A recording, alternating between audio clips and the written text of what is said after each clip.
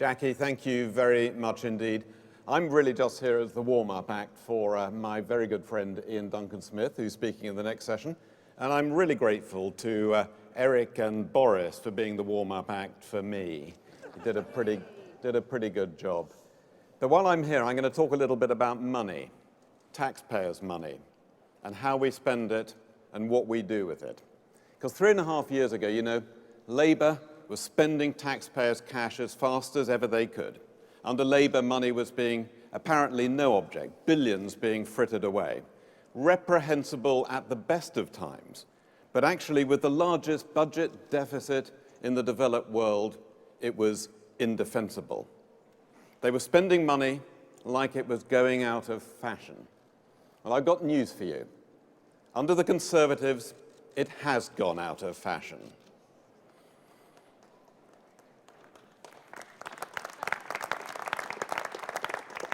And 3.5 years on, under George Osborne's stewardship, we've cut the deficit by 1/3. We're rebalancing the economy.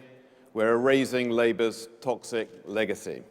Dealing with our debts keeps interest rates low. It means we can help businesses to grow, to win in the global race. People who work hard can get on in life. Mortgage rates stay low. And let's be clear, when it came to cutting public spending, we had a choice. We could have the kind of indiscriminate cuts to frontline services that people depend on, or we could cut the cost of government itself, clamp down on waste and invest in growth. The low road of the soft option, line of least resistance, easy cuts, or the high road of tough, practical, business-like efficiency. Conference, we took the high road, a radical efficiency and reform agenda. Public services not only cheaper, but better. 21st century services designed around the user, not around the bureaucrat. This is the Michael Gove approach to school reform, the Theresa May approach to police and immigration reform, the Chris Grayling approach to sentencing and rehabilitation, and the IDS approach to welfare reform, the high road. For inspiration, we needed to look no further than our greatest peacetime Prime Minister. Margaret Thatcher knew you had to look after taxpayers' money. What was it she said? Pennies don't fall from heaven, she said. They have to be earned here on earth. And it's hard-working taxpayers who earn it. And they're entitled to expect that their government will look after it. I was proud to serve her in her government in the 80s as one of her young ministers. And then, earlier this year, I was privileged to have the responsibility of supervising the arrangements for her funeral so that the nation could, in a proper way, mourn her passing and celebrate her titanic achievements. But the best way we can celebrate her efforts, her legacy, and take it forward in this century is to drive on with our relentless passion for better public services, delivered for less, good housekeeping, more for less.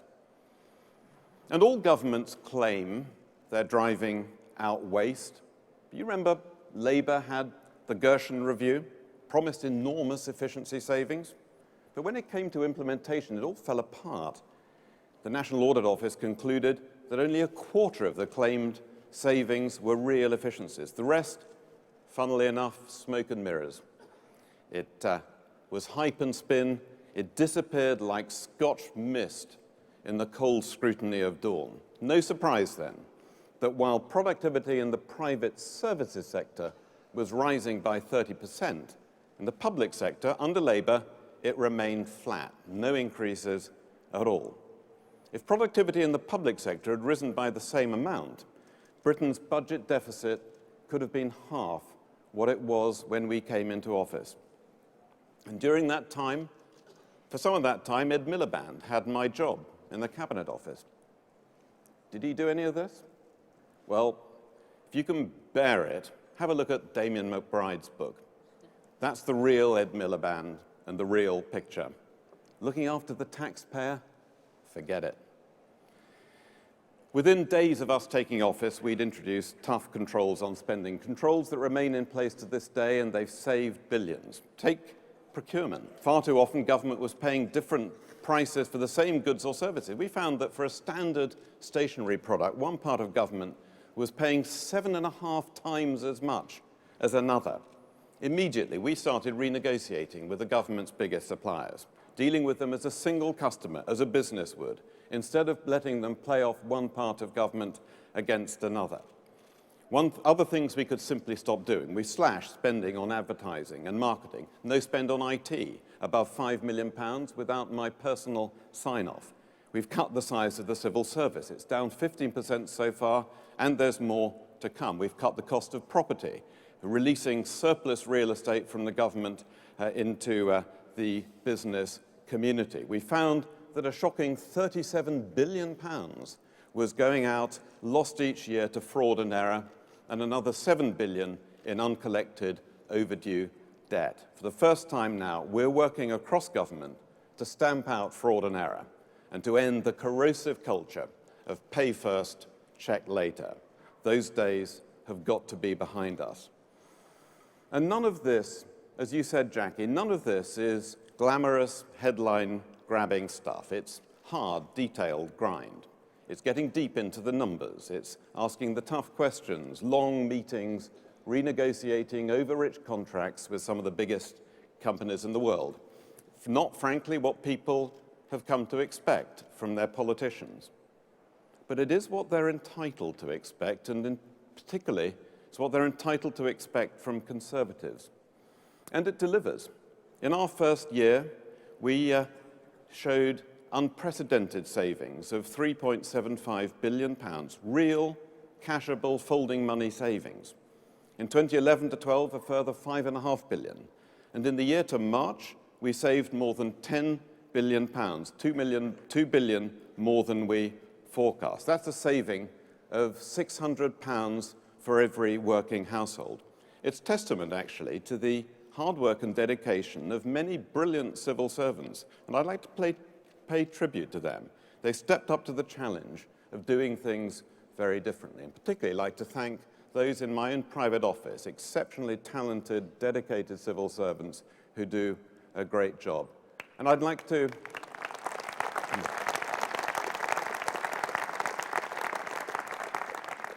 And on this agenda, I'd like to thank my ministerial colleague, Chloe Smith, for her support. And I'm going to go on and promise that there's much more of this to come. We've only just started. By the end of this Parliament, we want to be saving around £20 billion a year, with another £5 billion the year after the election. To do more for less, we have to transform the way services are designed and delivered. We need a 21st century civil service that's capable of delivering 21st century services. Last year, I published a reform plan which set out how the civil service of the future is going to be smaller. We know that. It needs to be faster, flatter, more capable, more accountable for delivery, focus on outcomes, not on process. It needs to be more digital, more unified, with rigorous performance management and terms and conditions much more in line with the private sector. And the fact is that the demand for change comes most strongly from civil servants themselves. Too many of them are deeply frustrated by a system that prevents them from giving of their best, that somehow makes the whole less than the sum of the parts. And that's the challenge for the leadership of the service as we drive through these changes to create a culture where amazing people can do amazing things driven by that public service ethos that's so important. So there's loads still for us to do. We need to be more digital. Why is it that 82% of adults in this country are online, but only half of them have used government services online? Online costs the taxpayer a 20th of what it costs to do the same transaction by phone. It costs a 30th of doing it by post and a 50th, 2% of the cost of doing it face-to-face. By moving from online to digital channels, before long we can be saving nearly £2 billion a year and letting people get what they want done quickly, conveniently, a time of their choosing. Filing your tax return, renewing your car tax, booking your driving test, changing your address for your pension, all of this needs to be as easy and simple and quick as shopping is online now. Every year, government spends £45 billion on goods and services. But in the past, it's been expensive, slow, wasteful. It's been freezing out new, small, innovative businesses that can be much better value for the taxpayer and can also help us forge ahead as a country and economy. We're making procurement faster. We're making it less bureaucratic and more open. Under Labour, no one even bothered to count how much business was going to small, homegrown businesses.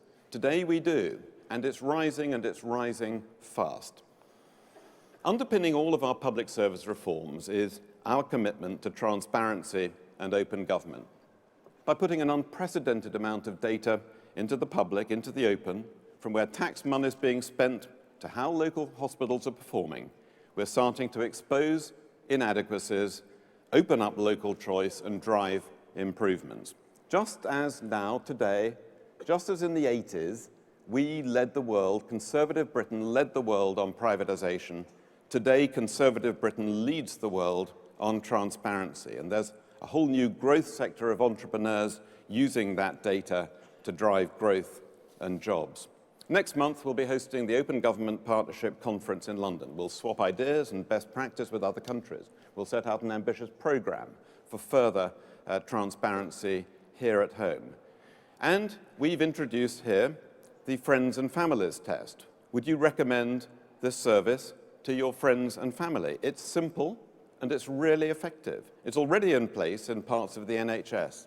Today, I can announce that we'll extend this use across the whole of the health service, as well as to job centres and further education institutions. This will be a real driver of improvement of quality. We're also looking to introduce it into our flagship National Citizen Service. NCS, National Citizen Service, is a world-leading programme, a rite of passage to adulthood for 16 and 17-year-olds.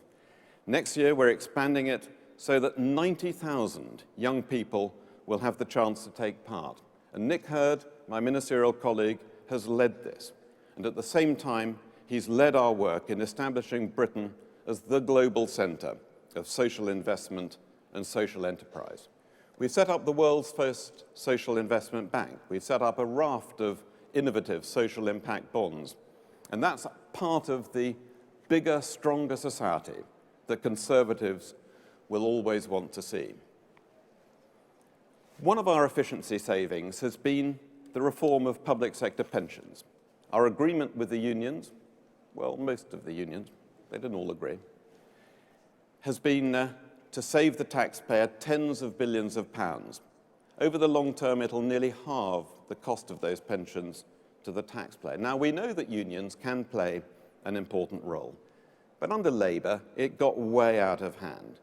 You know, we found across Whitehall that in addition to thousands of part-time union officials on the government's payroll, there were 250, yes, 250 full-timers.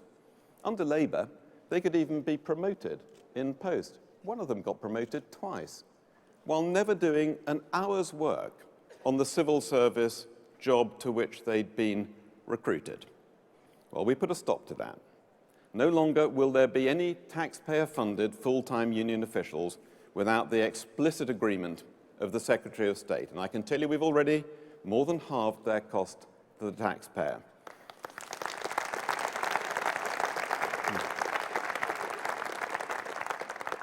Under Labour, nearly 0.3% of pay bill went on subsidising so-called facility time. By the end of this year, it'll be down below 0.1%. And that's bad news for Labour. No more round-tripping, where the taxpayer subsidises the unions and the unions subsidise Labour. And yes, Ed Miliband, Labour has moved to the left, not because you've led it there, but because you've been led there, marched by the left to the left, led by Len McCluskey, dancing to the tune of your paymaster and puppet master. So, conference, efficiency, driving out waste, more for less. Why do we do this? It's hard, unglamorous work. It doesn't catch the headlines. But by poring over spreadsheets, watching every pound, transforming the way government works, we've already produced unprecedented savings for the taxpayer, and there's more to come. There has to be more to come. That's what hard-working people who pay their taxes expect from their government. Better public services costing less.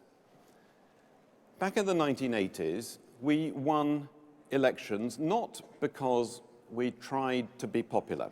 We won elections because we persuaded people that what we were doing, difficult, tough, uncomfortable, was necessary in the long-term interest of the country.